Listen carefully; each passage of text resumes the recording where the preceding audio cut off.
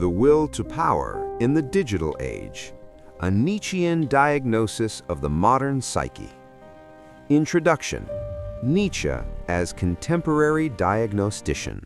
Far from being a historical artifact, Friedrich Nietzsche's 19th century philosophy provides a uniquely powerful and challenging scalpel for diagnosing the psychological and social pathologies of the 21st century. His critiques of morality and human nature have proven startlingly prescient, offering a framework to dissect the very architecture of our digital world. This document will act as an analytical documentary, applying his core concepts to expose the forces shaping the modern individual within the global spectacle of social media. The central thesis of this analysis is that modern digital platforms are not mere amplifiers of human behavior. They are meticulously engineered architectures of domestication, designed to cultivate and weaponize the very slave morality and ressentiment Nietzsche diagnosed as the poison of Western culture. These platforms have perfected an environment for the cultivation of a specific human type, one that prioritizes comfort over challenge, social approval over self-mastery, and reactive emotion over creative will. Our analysis will begin by establishing Nietzsche's foundational concepts, framing them not as abstract theories, but as active psychological forces. We will then apply this framework to critique the digital spectacle, the economy of performative vulnerability it has spawned, and the societal trajectory it encourages. Finally, we will explore the future of human potential, weighing the corporate vision of a technological Übermensch against the individual's capacity for resistance and self-overcoming. To understand our present condition, we must first grasp the timeless drives Nietzsche uncovered. The foundational dynamics, Nietzsche's revaluation of all values. A clear understanding of Nietzsche's core concepts, the will to power, the master-slave moral dichotomy, and ressentiment, is essential for grounding our diagnosis of the digital age. These are not abstract theories, but active psychological forces that animate human behavior. This section sharpens these concepts into the analytical tools necessary for our subsequent dissection of a culture built upon them. The will to power. The will to power is the central, life-affirming drive at the heart of Nietzsche's philosophy. It is not, as is often misunderstood, a simple desire for dominance over others, but the fundamental drive of all life toward growth, expansion, self-mastery, and the overcoming of resistance. Nietzsche saw this as a physiological imperative, observing that life itself seeks to extend its reach and appropriate its environment. It is the inherent striving to enhance one's power, not just over others, but over oneself. For Nietzsche, this drive is the ultimate source of value. His moral compass is brutally succinct. What is good? All that heightens the feeling of power, the will to power, power itself in man. What is bad? All that proceeds from weakness. Happiness, in this view, is not contentment, but the feeling that power increases, that a resistance is overcome. The master-slave morality framework. From this foundation, Nietzsche identifies two opposing moral systems. He traces their origins to the power dynamics of the ancient world, contrasting the Greco-Roman aristocracy with the Judeo-Christian tradition that emerged from oppressed peoples. This is the fundamental conflict playing out in every digital interaction, from the influencer's post to the anonymous comment. Resentment as the engine of slave morality. The psychological engine driving slave morality is resentment. This is not mere resentment, but a reactive state of suppressed envy, hatred, and impotence felt by the weak toward the strong. Unable to act on their hostility, they turn it inward, where it festers and gives rise to a transvaluation of values, an ingenious act of psychological revenge. Resentment is the foundational emotional logic of the social media comment section and the very engine of algorithmic engagement. Through this process, the master's values are inverted. Strength, pride, and self-assertion are reframed as evil, while weakness, humility, and suffering are elevated to virtue. Nietzsche identified this inversion, which he saw epitomized in the rise of Christianity, as the slave revolt in morality. With these foundational drives established, we can now turn to the digital society they have wrought. A society where slave morality is no longer a subterranean force of rebellion, but the celebrated, state-of-the-art operating system for mass consciousness. The modern condition, the triumph of slave morality, and the rise of the last man. With the widespread triumph of slave morality, Western culture has cultivated an environment ripe for what Nietzsche called the last man. This figure represents the ultimate consequence of a value system that prioritizes comfort and safety above all else, embodying a mediocrity that poses a profound danger to the future of humanity. The archetype of the last man.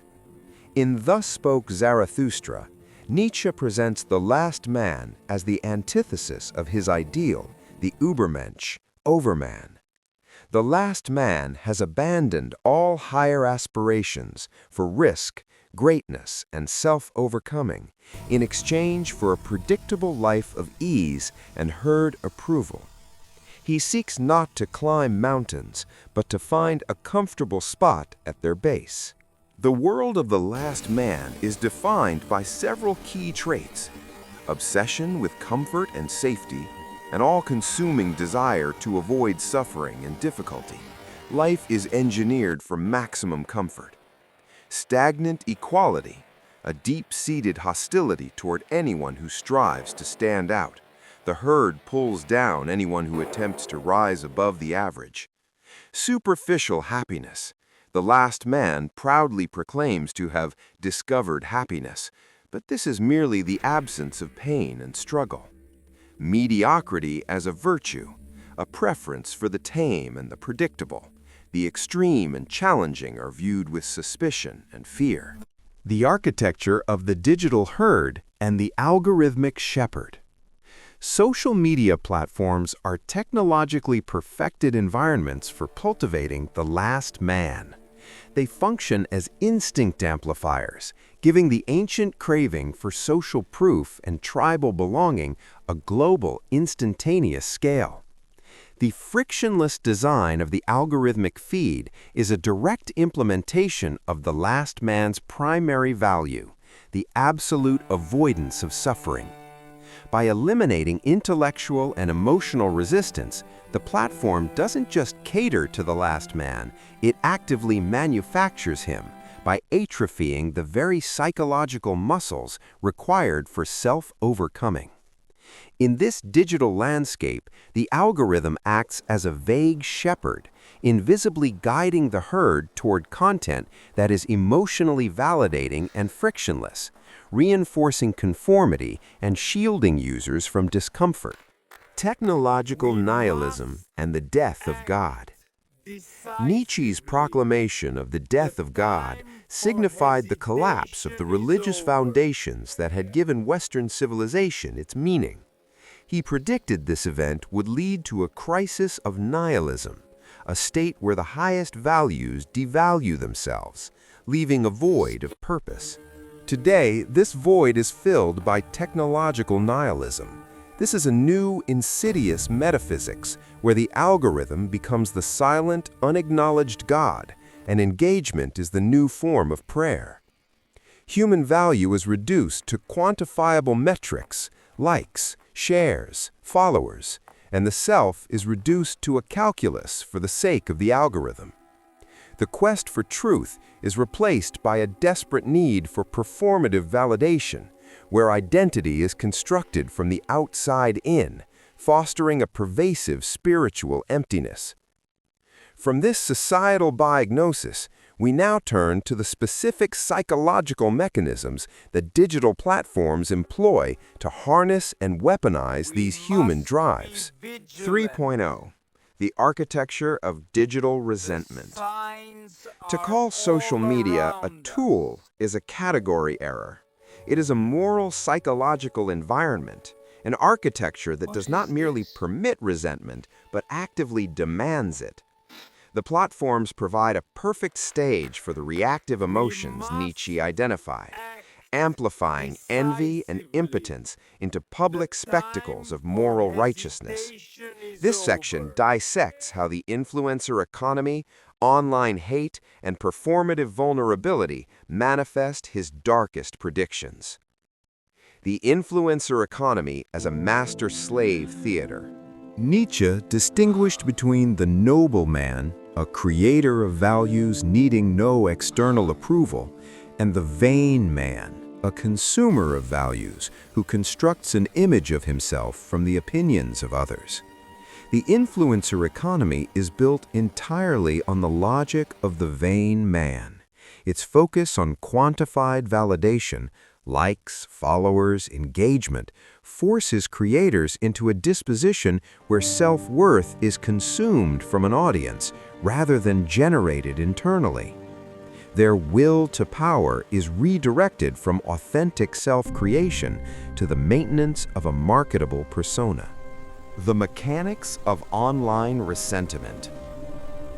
Online hating and cancel culture are modern, technologically enabled expressions of resentment. They are public performances of the slave revolt in morality, where envy is masked as a crusade for justice. The process is clear and repeatable. 1. Comparison and envy. The user is confronted with curated images of success, beauty, or wealth, triggering a painful feeling of inferiority. 2. Repression of impotence. Unable to attain the status of the person they envy, the user suppresses this feeling and transforms it into righteous indignation. Transvaluation of values. The successful person's attributes, ambition, beauty, confidence, are reframed as toxic or problematic, while the hater's own mediocrity is elevated to moral superiority. 4. Vengeance via hating. The hater attacks the stronger object through public shaming or cancellation, providing a temporary feeling of power that masks the underlying envy.